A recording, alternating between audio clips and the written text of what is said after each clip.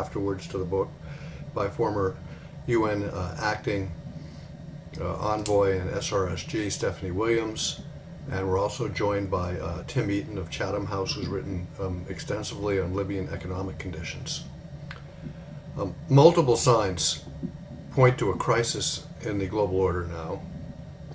If you look at the response to the COVID-19 pandemic, nationalist politics, refugee movements in states trying to prevent people from moving around, we're seeing a less cooperative international system, and one that's also more fragile.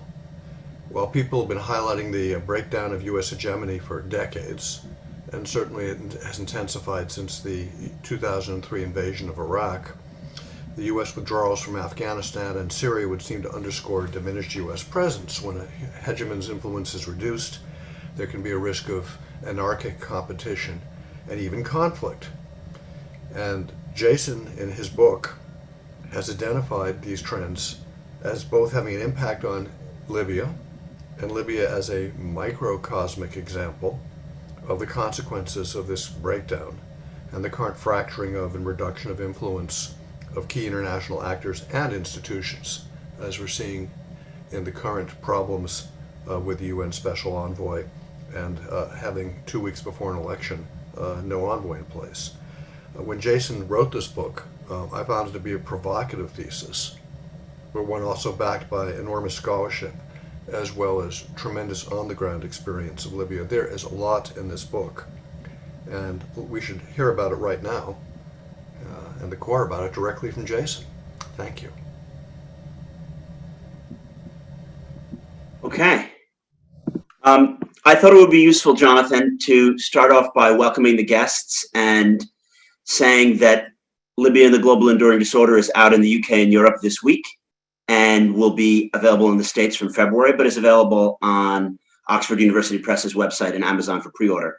Maybe you can ask me some questions and we can take it that way, Jonathan? You want to start with the first question? Absolutely happy to do it. Jason, you've put Libya at the center of trying to understand international developments more broadly, in terms of not just North Africa and the Middle East, but what's happening more or less across the globe as becoming less ordered, more chaotic. What makes Libya particularly useful as a case study for explaining these geopolitical dynamics, which you term enduring disorder, and which you assert has supplanted what had been the post-Cold War order? Yeah, I think that sums it up well.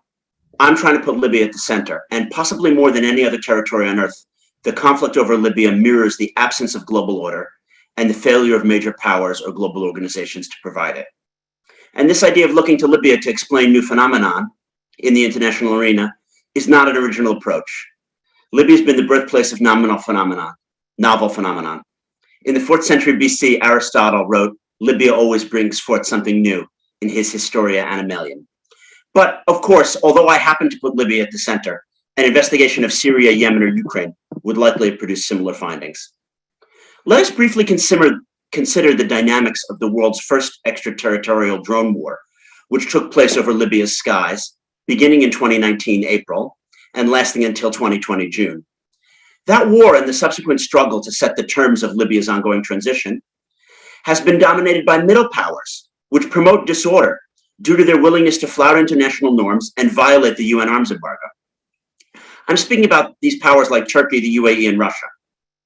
Why is it that they have more ability to project power into Libya than the economic juggernauts, the US, EU, and China? This is something new. Neither China nor the US perceives their own interests as threatened enough to try to order the international system in a way that could lead to a resolution of the Libya conflict. And this is exactly the same as how they behave in conflict zones like Syria or Ukraine, or on issues like climate change. But conversely, the EU is the stability player. They do perceive their core interests and ideological positions as primarily threatened by developments in Libya, Syria, or Ukraine, as well as over climate change. But the EU is unable to coordinate internal disagreements to formulate a coherent response to restore stability. So these collective action failures and a lack of hegemonic leadership have manifested themselves all the way from the collapse of the Qadhafi regime in 2011. the major European players were simply tugging in different directions, suspecting each other's motives, clients, and actions in Libya, just as those famous leaked emails by Sidney Blumenthal and Secretary Clinton suspected the motives of the French and the British. That's something that never could have happened in the Cold War. So what I do in the book is I look at the last 10 years of international policy towards Libya and how it played out on the ground.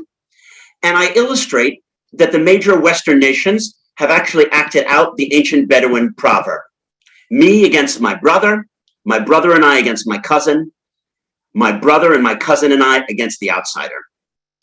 On the one hand, this proverb evokes the structure of a traditional Eastern Libyan tribe.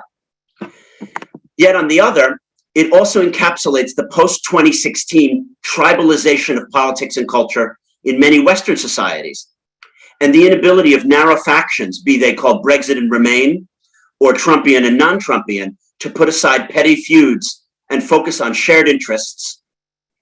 And looking at developments in Libya as a microcosm and putting Libya at the center, as you said, Jonathan, can really show us how much has changed in our global political life over the last 2 decades.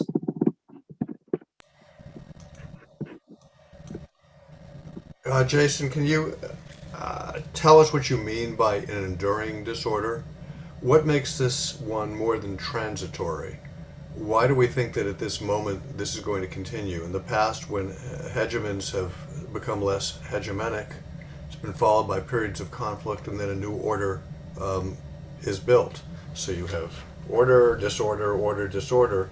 You describe this one as enduring, and I'd like to hear a bit more about that. Sure.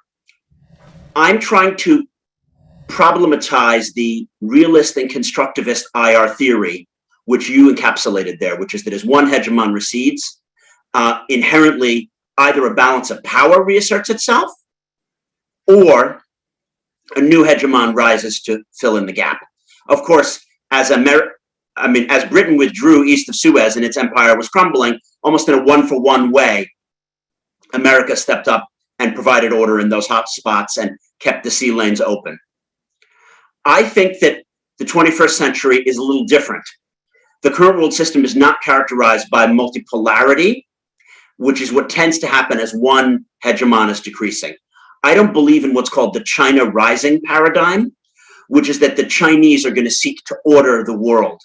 And in fact, if we look at the top 5 global hotspots, Jonathan, what do you know? The Chinese are pretty much absent in ordering any of them. And essentially, I see ascendant powers, Russia, China, Brazil, Turkey, not concerned with ordering or balancing the international system. And this problematizes the realist and constructivist IR framework by saying there aren't natural laws. We could inherently be going from American hegemony and the NATO system directly to an interregnum in global order. Welcome to the enduring disorder. So no one is there to pick up the pieces right now. The question is, will there be new institutions that will develop or a new hegemon? One of the elements that I would add in, Jason, is what strikes me is that the IMF, the World Bank, and the UN are not as strong right now in being able to assert authority and structure things that will happen to reduce the risk of conflict and to move things along towards common standards, as we had thought that they once were.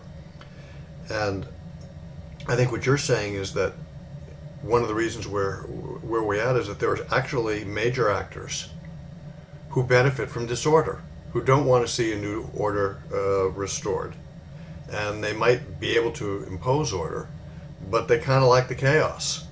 And the question is, why would anyone like chaos? Why don't major global powers and leaders work together to foster order in the international system, as opposed to just upsetting apple carts and having the fruit flying every different direction, only instead of fruit, it can be human bodies? Well, that's a very macabre way of putting it, Jonathan, but I think you framed it correctly. The Bretton Woods institutions in the UN were built for a post-World War II order. They enshrined Anglo-American hegemony, and they worked, but given the structures of that day and age. The Cold War didn't end with a new set of institutions. We had the Budapest Memorandum, but then that's been trampled over as Ukrainian sovereignty is left to wither. We have not used our moment as Americans to create any kind of new structures beyond what we already had after World War II.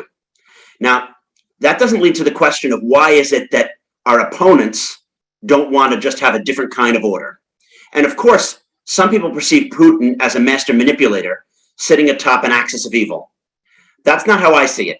My enduring disorder paradigm sees Russia as incapable of leading an axis of coordinated allies or even ordering key nodes of global power like Ukraine.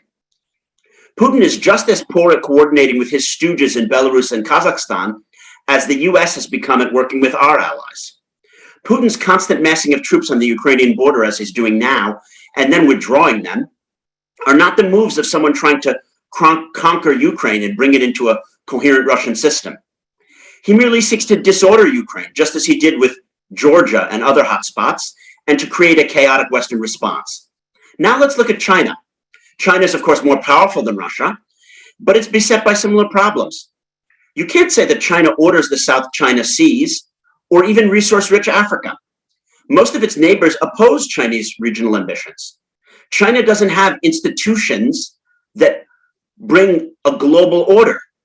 Even in weak, poor, and dependent North Korea, or increasingly isolated Myanmar, they don't coordinate their policies with Beijing. So fostering consensus and perfecting seamless coordination are just not the watchwords of global politics, Jonathan, today. Trump's exit from the White House has neither unified Americans domestically, nor dramatically restored America's role as a coordinator of Western and international responses to these pressing collective action challenges like climate change. But let's just look at the haphazard Western response to Libya's shambolic election process. It's completely uncoordinated, and those who promote disorder are outflanking those who promote order.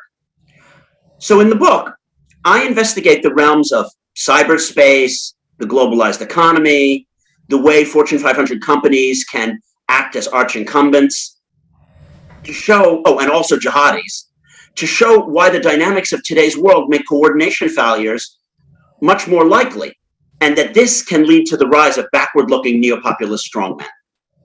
Trump, Putin, Xi, Erdogan, I see them not as drivers of events, but as having been brought center stage by the enduring disorder itself.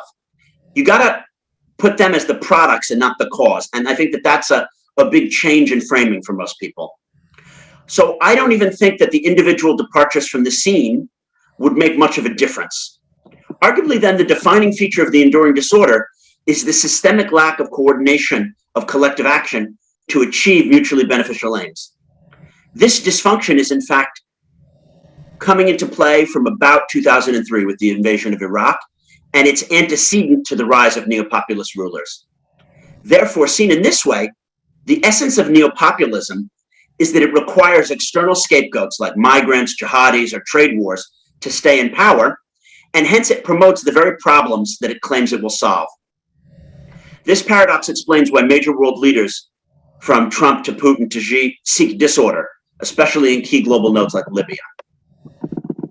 So your idea here is that Libya's disorder is not Libyan generated especially, but has been amplified and sustained by disordering factors from the outside. And that's a particular frame on the old patron-client paradigm that we've seen, in which part of it is that the disorder is intentional and willful. You were on the ground very, very recently in Libya. Your company, Libya Analysis, co-hosted an event with the American Chamber of Commerce.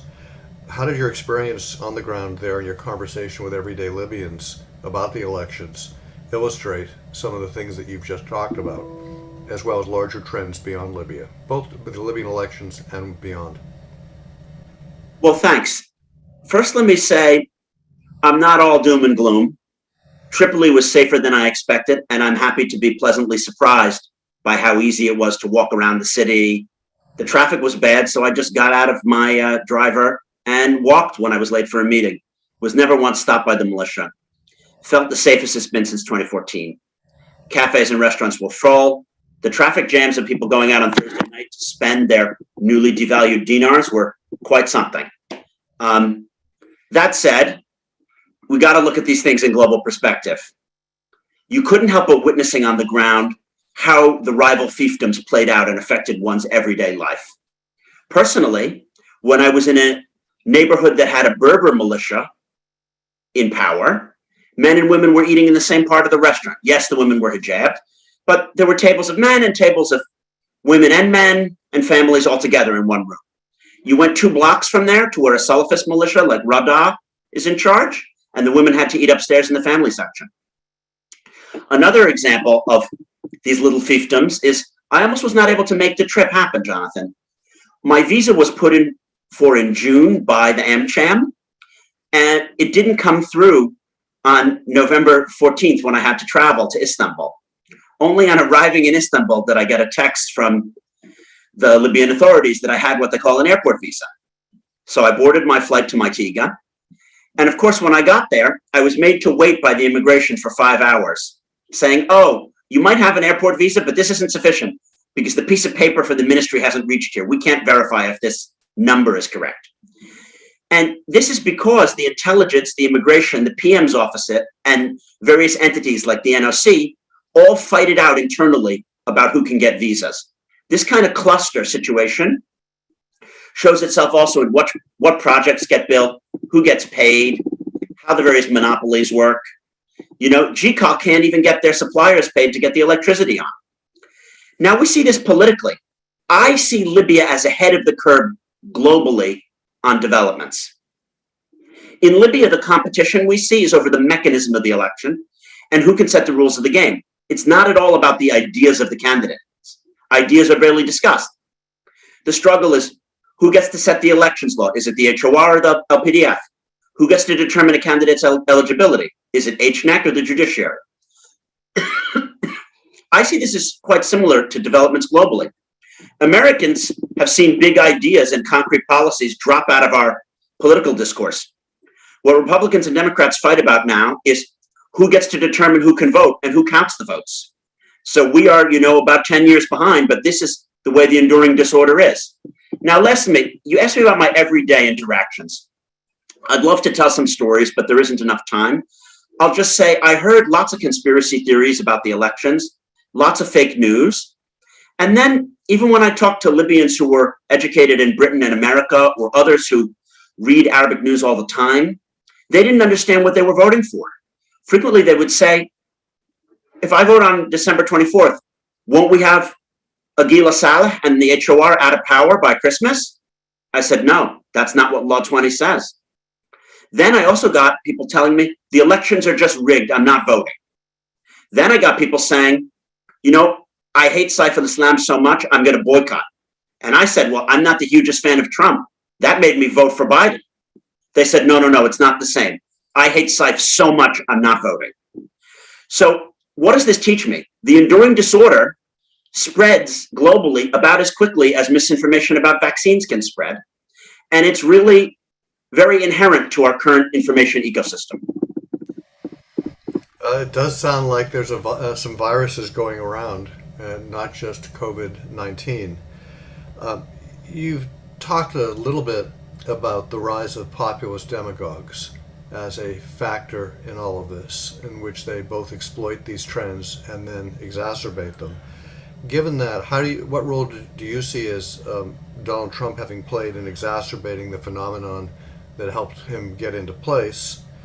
And how do you see the Biden administration's opportunity to inhibit the momentum towards an enduring disorder and to try and reorder things? And then more broadly, what would it take to get beyond an enduring disorder and have it be not enduring but transitory, and to have a more ordered world? So those are a series of questions, and if you could address them, that would be lovely. A lot to tackle there. So all Americans listening know that Donald Trump did not see his mission as promoting global order or creating foreign policy consistency for America. He changed policies by tweet.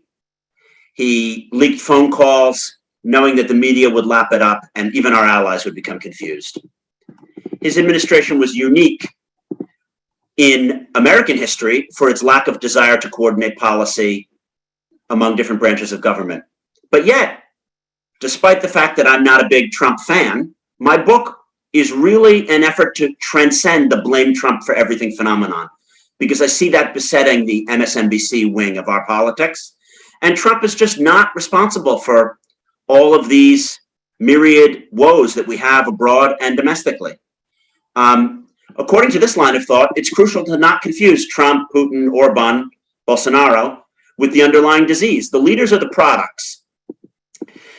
And the underlying disease is the enduring disorder itself that allows them to profit and to stay in power, to have enough chaos that psychologically people are drawn to a strongman or stability and blaming outsiders when they see that the world is a dangerous place.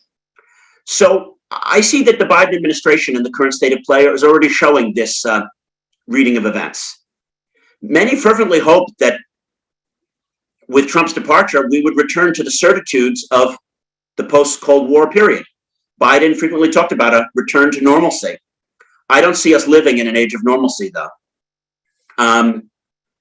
NATO allies don't share information the way they once did. Italy and France are still on the opposite side of the Libya conflict.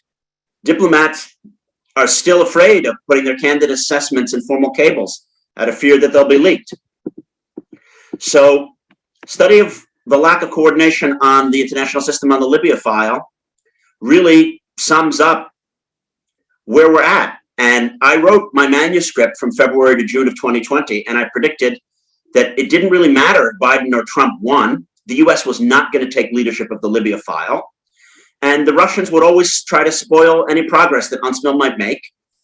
And the EU, although being well-intentioned, would be poorly coordinated. Sadly, this prediction has not needed to be revised through all the peer review and supply chain delays that the publishing process entailed. Neither the US nor the world system has returned to the post-Cold War policymaking dynamics, and this state of international policy towards Libya vividly illustrates this fact. We don't know if we're having elections in 3 or so weeks, and we don't know what international powers are working together or not to make it happen. But you also posed the question, what could make it all better? Is there a way that the disorder won't be enduring? I think it's going to endure in the short term, but I am not a naysayer in the long term. It's also nice to end my kind of remarks on a positive note.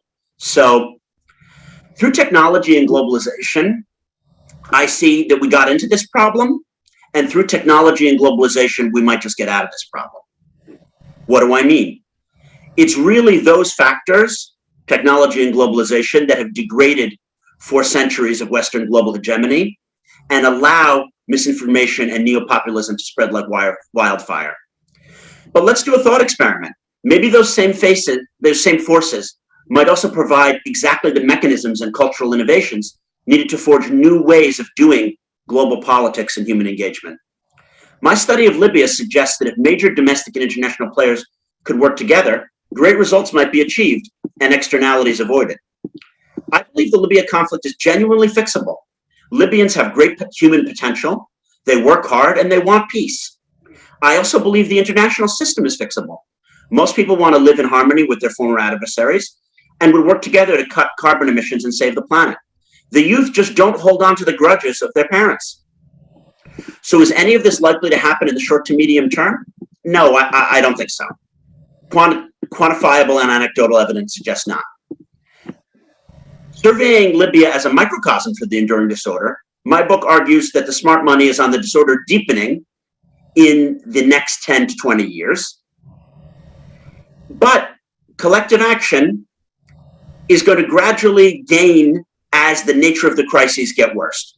When it's things like green energy, infrastructure, global corporate taxation, and a need to have a unified approach towards China, this will gradually each one will get to be such a crisis that Western countries will be forced to get on the same page. And as that happens, in my mind, in 10 to 15 or 20 years, it's also conceivable that another development will take place.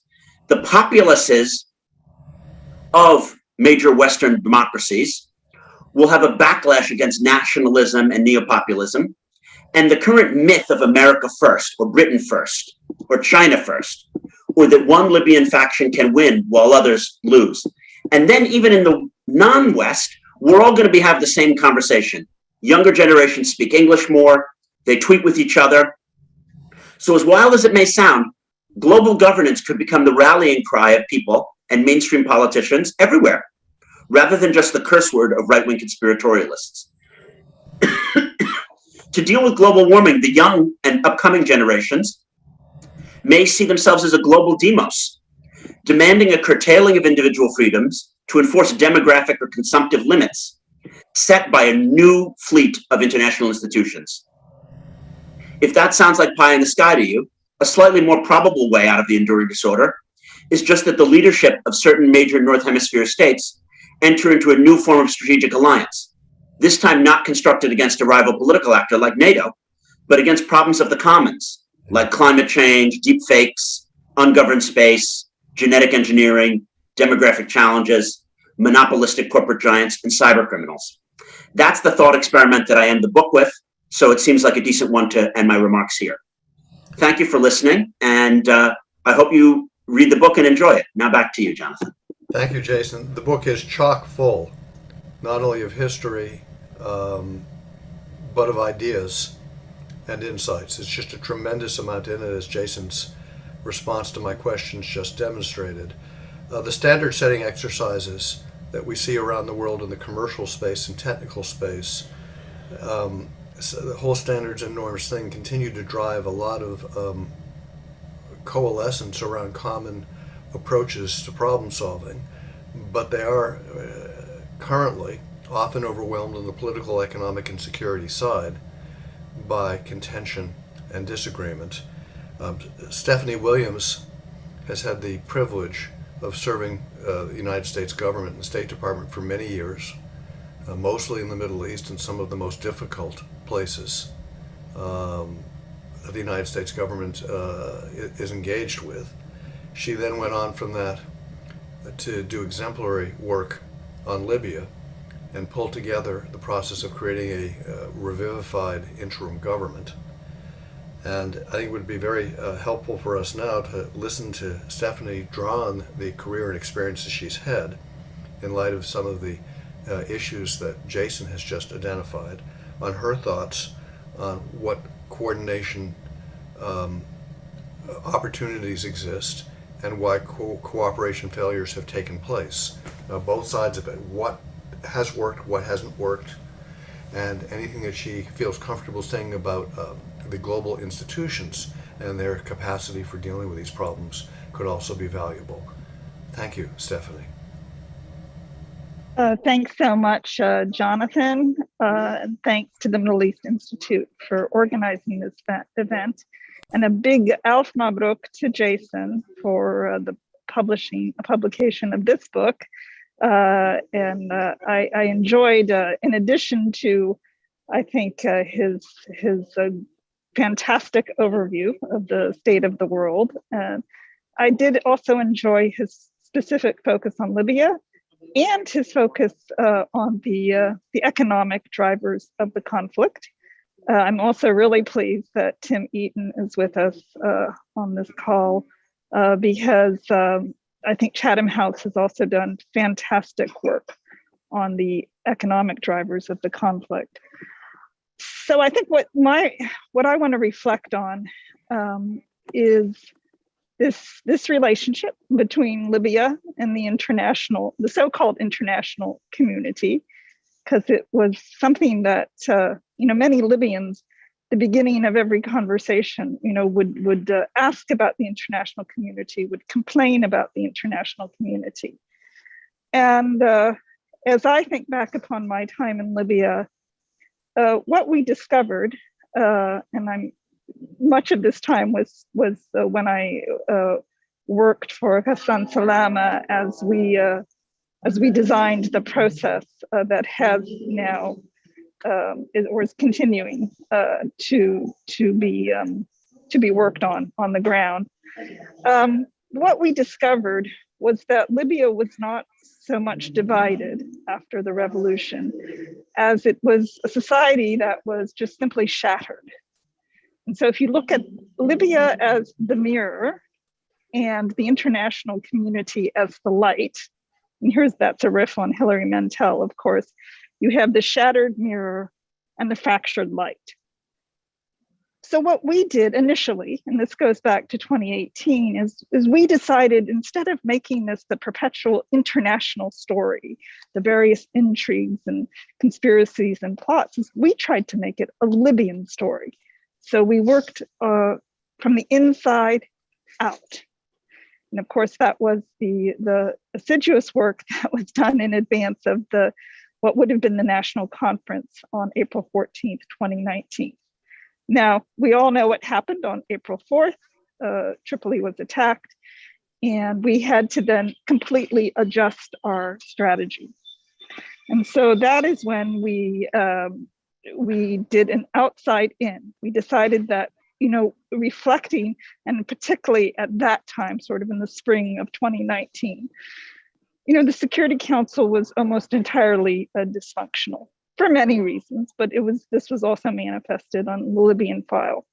So we decided that we had to build an outside-in process, and that's where Hassan devised what became known as the Berlin process, and he took this idea and met with Chancellor Merkel in August of 2019, and we began this work sort of at the Sherpa level with the 10 countries and 3 regional organizations. The 10 countries were the permanent members of the Security Council, plus 5 countries, chief among them those who were interfering directly in the conflict, and the 3 regional organizations, the African Union, the League of Arab States, and the European Union. And we had a whole process running through the fall of 2019, which resulted in the actual holding of the Leaders Conference on January 19th, 2020. So what that allowed us to do, and here is where we return to the Libyan story, is that allowed us to build the intra-Libyan tracks, the 3 Libyan tracks: political, economic, and military, which in a sense are still what is operational on the ground. So the military track was the 5+5, which after essentially the cessation of hostilities in June 2020, which was, let's be very clear, that the cessation of hostilities was a result of the foreign intervention in the conflict, because the GNA was able, with the assistance of the Turks, to balance out the help that was given to the other side of the conflict. And then that provided the umbrella, the whole Berlin process provided the umbrella under which we were able to build these tracks, and which gave the confidence to the Libyans to meet. So the Joint Military Commission, which is still quite operational now, penned the ceasefire, and we worked to start to implement it. The economic track, which encouraged the first meeting of the Central Bank of Libya in over 5 years, and the reform of the exchange rate, and the production of the international audit on the 2 branches of the central bank, which is now being implemented, to this recognition that the economic drivers of this conflict are absolutely crucial. They have to be placed front and center. The Libyan people deserve to know how their resources are being spent and distributed. And there is a continuing need for more transparency from all of these financial, sovereign, and economic institutions. So how that audit is implemented, that it's done in a completely public manner, I think is very crucial moving forward. And then finally, the political track, which brought together, the 75 Libyans who came up with the roadmap, designated the date for the elections, and then subsequently, formed the unified interim government. So that's, I think, in contrast there is this natural, I think, obsession on all of the external actors here. But I agree. I'm perhaps optimistic as well as Jason is, and as he explained it towards the end of his presentation, that there is a Libyan willingness to come together, an interest. One thing I know, Libyans want their country to be unified and sovereign, and there is this overwhelming desire for elections. Every opinion poll, the fact that you have, frankly, I was reading today, 2.4 million voter cards have now been distributed. And it's amazing to see the number of candidates who are running, particularly in the parliamentary elections. I think I read this morning that there's something like 3,400 people now who have declared their candidacies for the parliamentary elections. So, which is that the democratic impulse was something that I always felt was present in Libya. It was certainly the case that they held municipal elections during this entire period through conflict and through COVID. And now it's time, for the national elections to take place. Now, it's not without problems, and we can certainly, get into that. But I will stop now and turn it back to you, Jonathan. Thanks so much. Well, it was all valuable. I don't know why you needed to stop. We're learning from each sentence, Stephanie. But we also have Tim Eaton, who's given a lot of thought to the economic disruptors, who's benefiting from the conflict and the war, and may have thoughts on what's going to be needed to get from disorder to order in Libya. Also very interested, Tim, in your thoughts on Jason's book and his thesis and how you see it from your space at Chatham House. So welcome. I'm delighted to have you here. Thank you very much, Jonathan. Great to see you, Jason. Congratulations on what is a fascinating book, and great to speak with you as well, Stephanie. So I think firstly on the book, hats off, because I'm very much, I think, a weeds guy. The way that you've wedded an analysis of Libya to broader trends and pulled out some common threads, I think is really valuable and it addresses some of the challenges that we as analysts, diplomats face with addressing what are very complex or sometimes known as wicked policy problems.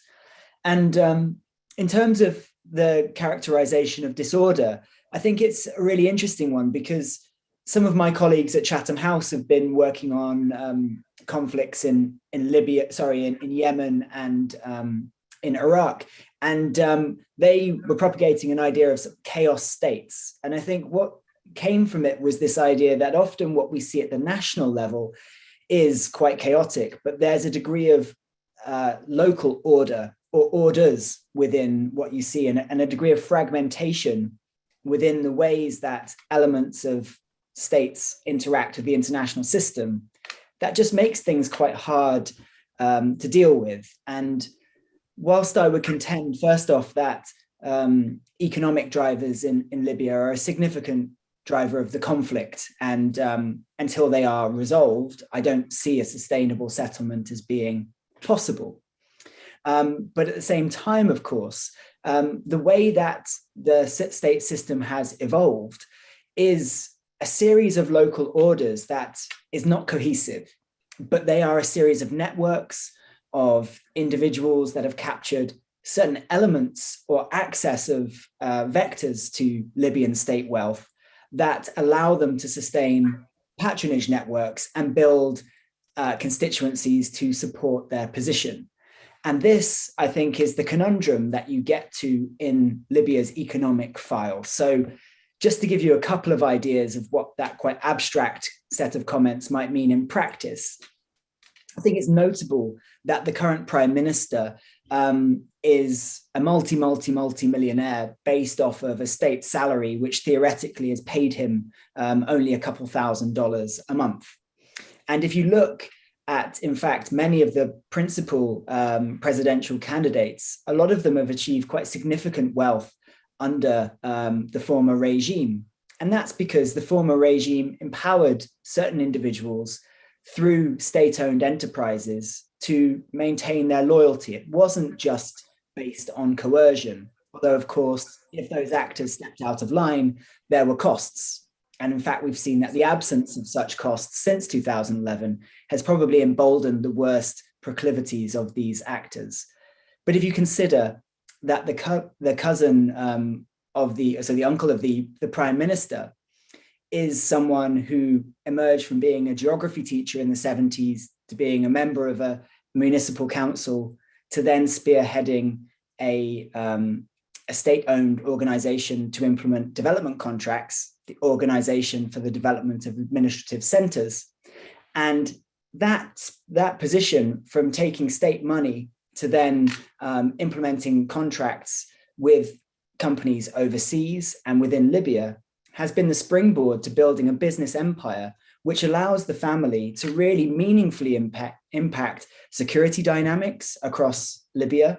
Dbeibeh support for the revolution in Misrata was significant in terms of the rebels being able to get hold of material. And we've seen since that in power, Abdelhamid Dbeibeh has been able to use these access routes and understanding of the system of how to apportion assets to build a degree of buy-in to his interim government. And the conundrum with this is that this is actually quite an effective set of strategies, but it effectively further aggravates those conflict drivers, because it's very clear that certain actors within Libya are able to access these massive amounts of money in the billions and furnish their patronage networks. But yet, if you look at the broader situation in the country, you see people, money, the currency weakening, people's purchasing power reducing, and very few opportunities. Yet, at the same time, the effectiveness of that approach brings a degree of stability, just not one that can be maintained in the longer term. And so I think that's a clear example of how you can see what looks like disorder, actually, when you start looking into who owns these companies that have shell companies overseas or do business overseas, you can see that there's a very distinct and clear rationale. And when it comes to the international community, it's notable that these types of actors are able to do business in countries that accept those rules of the game and understand it. So there's no coincidence that ODAC has executed a lot of contracts with Turkish companies. There's no coincidence that when the current prime minister goes to Cairo, he brings people to talk about investment. He's not talking so much about the intricacies of a political process. And similarly, it's no surprise that the prime minister previously headed a trade delegation to Moscow. So understanding these types of engagements and these allegiances and alliances that come together is really important in understanding what that means both locally for the ability of any set of actors to control the country or constrain their opponents, but also their ability to engage with the international community in this kind of environment of dysfunction that Jason recognizes. So I think his analysis is really salient in this point, and it provides a challenge for those in the international community who would like to see it work differently. And I think that's my final point. This is where the work that Stephanie and Ghassan initiated on developing a real economic track for Libya's conflict is really important, because unless there is a process to change these structures, all an election will do is further entrench and crown the existing set of actors in a slightly different organization. I don't want to butcher a quote from The Leopard, but there's something along the lines of everything had to change so that everything would stay the same. And I think you can see the musical chairs of some of these systems of patronage working in Libya to ensure that that is what the elections deliver, which means that you need to continue on trying to change the rules of the game, the ways in which these actors are able to consolidate resources. And that requires an economic track. And finally, that's something that you actually don't see meaningfully done in many conflicts or conflict mediations. So I think that that's a real note for policymakers and something that could be built upon and can't be forgotten, as unfortunately, I think the current UN SRSG has really not engaged on those issues. And you can see that the movement that was gained rapidly disappears when that's the case. There are a couple of things I take from your talk, Tim, and from Stephanie's that I want to ask Jason a little bit more about, which is patronage networks are oddly enough stabilizing, but they also create winners and losers. And so if you could make your patronage networks sufficiently inclusive, you might be able to create a greater stability, and that starts taking to creating structures for sharing. And what Stephanie said that I found to be true during my time in Libya, in which she and Hassan did a really great job on with the 3 tracks, is they were channeling mechanisms. Each one of them became a track that you basically had to participate in or risk not getting anything. If you're not participating, you're going to be cut out entirely. And so they became tracks that built inclusion and developed their own potential momentum. I say potential because the economic one has not perhaps been sustained in the way it needed to have been. But this channeling of activity into institutional tracks becomes a way of creating an order that people feel the need to participate in, potentially counters disorder. So Jason, I wonder if you could address that question of how you combat disorder through structure. And then I'd like you also to address go from there to some of the questions that we've been asked by those joining us today. And I want to start with the question of Turkey, Egypt, and Russia, and how you see getting the alignments of those 3 states, which have been so critical to where we are today in Libya in terms of their interventions, and all lined up on the side of trying to get from where we are today to the establishment of a future government. That in turn leads to questions about the viability of the current election process and whether the first round is going to lead to a second round, what's going to happen between the first round and the second round, and what can be done to promote the possibility of some order arising from the somewhat chaotic and even rudderless period we're in now. So that's a lot for you to go with. Just take it as you want. Thanks, Jonathan. And I'll start with a spoiler alert. Tim was very kind in recapping some of the main arguments of the chapter 4 of my book about how what I term as semi-sovereign Libyan economic institutions function.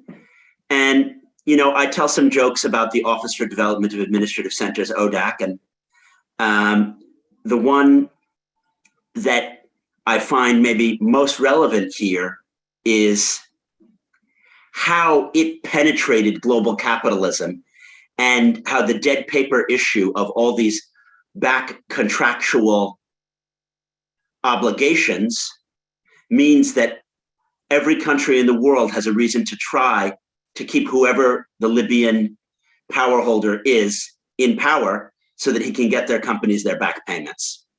And in a way, you also mentioned or referenced something from the book about the dimension or dynamic or kind of dichotomy between patronage and appeasement.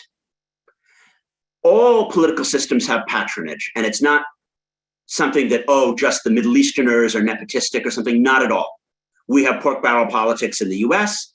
A given senator or congressman wants the bridges or factory in his district. That's normal.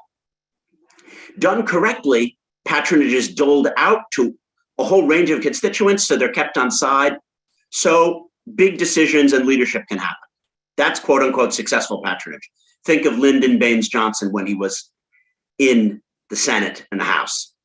That's patronage. Then there's appeasement. Appeasement is, think of Abdurrahman al-Tib and Ali Zidane when they're prime minister. Oh, you're in a militia? We'll just pay you more.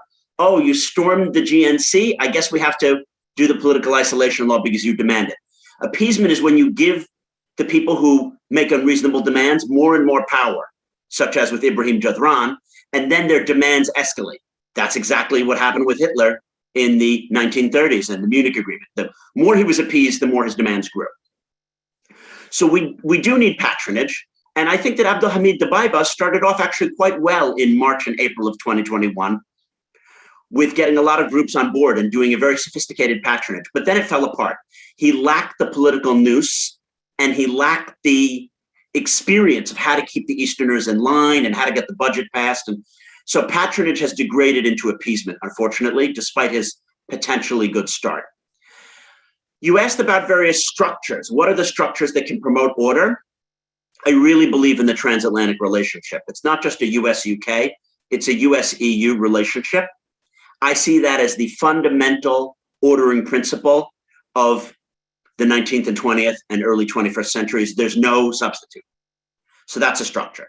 Then I think about international institutions. China doesn't have to be our enemy. Russia doesn't have to be our enemy. We can create international institutions where they win together with us. Then you've asked about Turkey, Russia, and the UAE. These are, from a medium income country like Russia to an ascending country like China or a very wealthy one like the UAE, countries that could benefit from the current state of affairs, but they could also benefit from a better and more optimal outcome where we have global growth. I don't see any reason why a Russian 25-year-old, an Emirati 25-year-old, and a Swedish or American one should have different priorities on climate change or on, regulating cyberspace or on fighting jihadis. They should have the same interests. I want that when we have a 95% agreement, we compromise on the 5% that we disagree. What I explained in my book is all the reasons why people are willing to fight and squabble over the 5% and not compromise on the 95%. It does seem that the leaders of Turkey, the UAE, and Russia think that they can only stay in power if they say that they're defending that 5% to their populaces. But maybe their populaces will be getting too smart and too recalcitrant to accept that. And the more détente and rapprochement there is between Turkey, Russia, the UAE, and Egypt, the better, because I'm really a believer that we have all these shared interests. And that's something that I disagree with the realist IR school. I see powers as not necessarily inherently having different interests, but just acting out different interests because they fail to coordinate. And really our interests are all mostly the same. So looking at Libya right now, where the UN doesn't have anyone in place 2 weeks before elections, the first round of elections, where there has to be a first round that moves to a second round, is there a pathway that gets from here to there? And how do you see the day after the conclusion of any pathway that actually seats a new government? What forces of disorder are likely to threaten it? What principles of ordering might be possible? Can I throw this to either Stephanie or Tim, whoever wants to take it?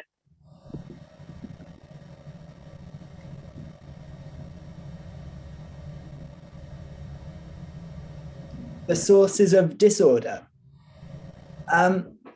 Well, I think from my perspective, it's about the, so if I take a practical example and I look at the Russians in Libya, my understanding of their approach is that they want to place limited capital in the country, but they want to maximize any return. So their best hope of extracting capital from that investment is to try and reach out to certain networks, limited networks, which they can push, which will then enable them a greater degree of influence over a process and also help them to get security and economic rewards. So the outcome of that type of engagement is a greater degree of disorder, because their goal is not to reunify the country under any consensus basis.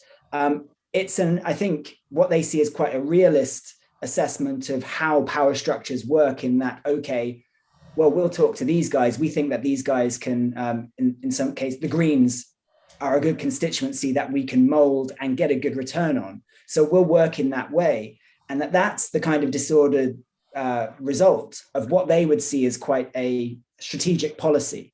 And that's the challenge, I think, because you see that from a lot of different countries. And arguably, that's a much more effective way of engaging. It's much more difficult to engage with everybody and bring them into several tracks and keep them in line. I mean, I only saw Stephanie and Ghassan working on a couple of days, but the number of phone calls on the number of issues was quite frightening. So I think that's kind of how I see it. And I think those types of strategies have been more effective in the context of more ineffective multilateralism and less investment in multilateral approaches by other actors, including the US. Stephanie, if you're still with us, do you have thoughts on institution building and how it can be done to counter the risk of disorder following elections? Well, look, I mean, reflecting on the whole, and I look at it primarily through the lens of the economic file, given, I think, our intensive work through the economic policy unit that, Ghassan and I established in the mission. You have this sort of contradiction in Libya, because let's face it, I think 80% of, working eligible Libyans are on the government payroll. And so, and of course, the public budget is just bloated, and salaries, as we all know, eat up a great percentage of that budget. And at some point, somebody told me that there are more people working for the NOC than for, let's say, Saudi Aramco. So that gives you an idea of just sort of how off balance the entire economic and financial laydown in Libya is. So, I mean, I think the first thing, so here's the deal.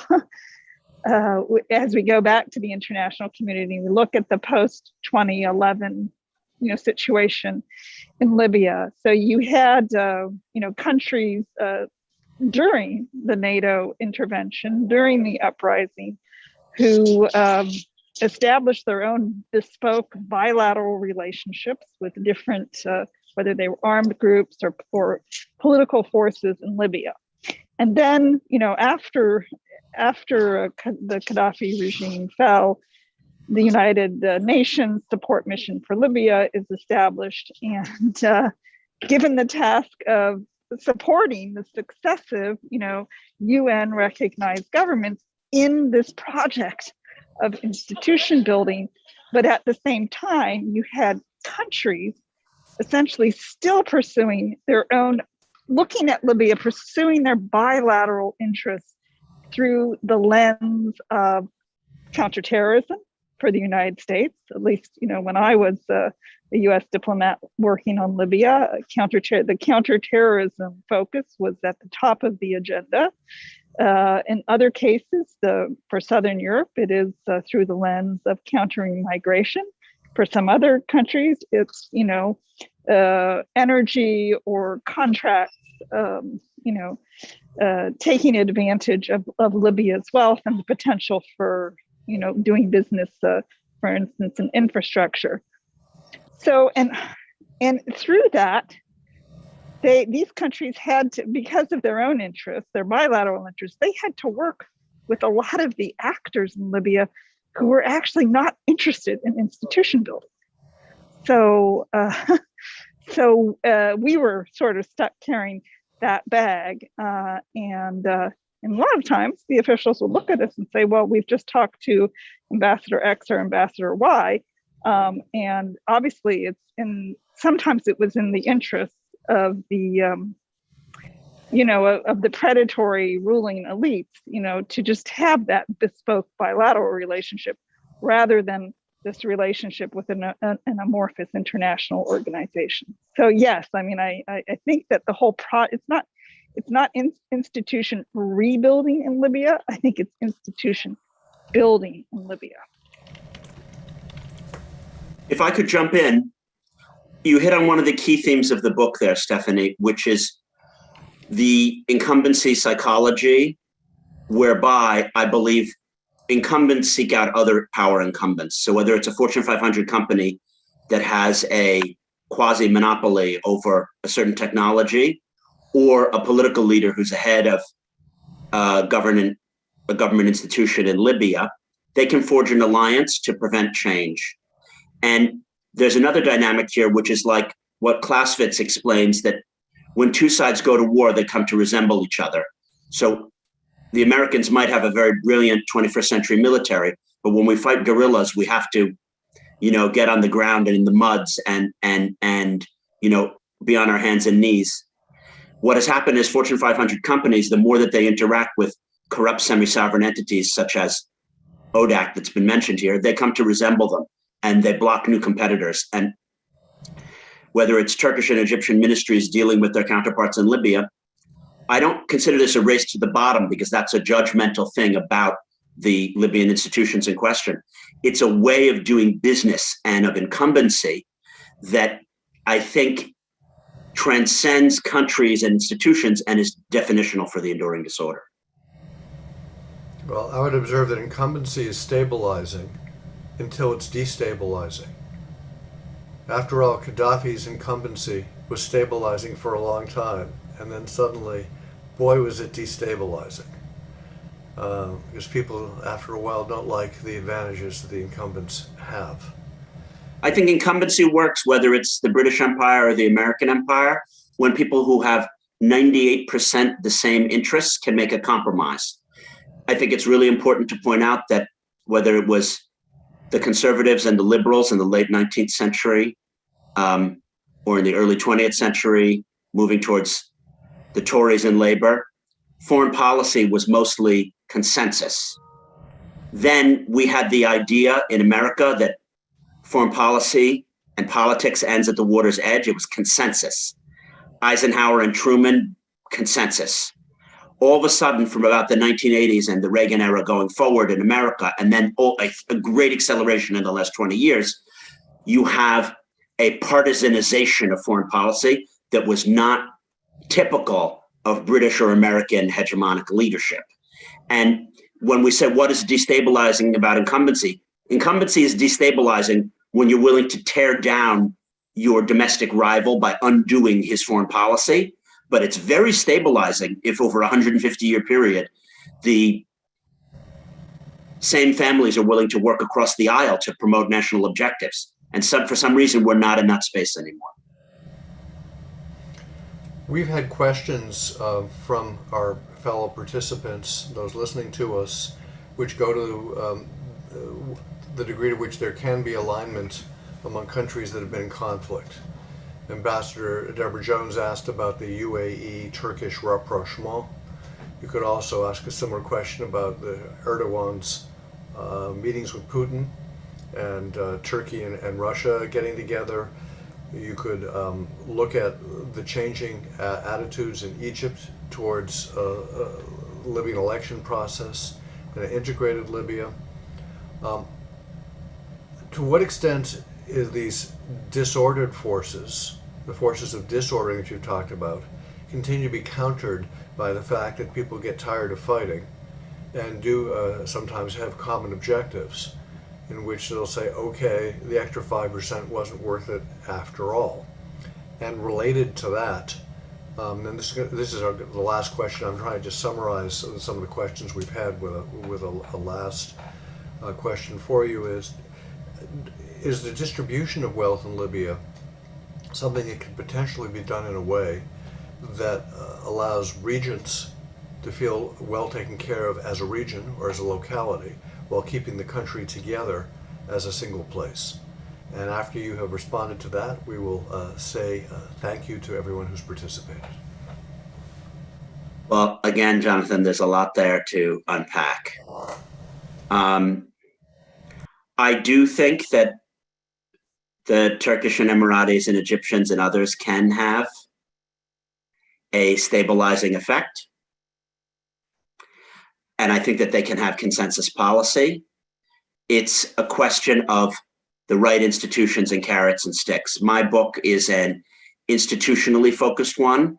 I think that things like the Electoral College or the semi-sovereign institutions, NOC and ODAC and LAA and GCOL and feuding fiefdoms lead to these institutional struggles where we can't see the 95% that we have in common.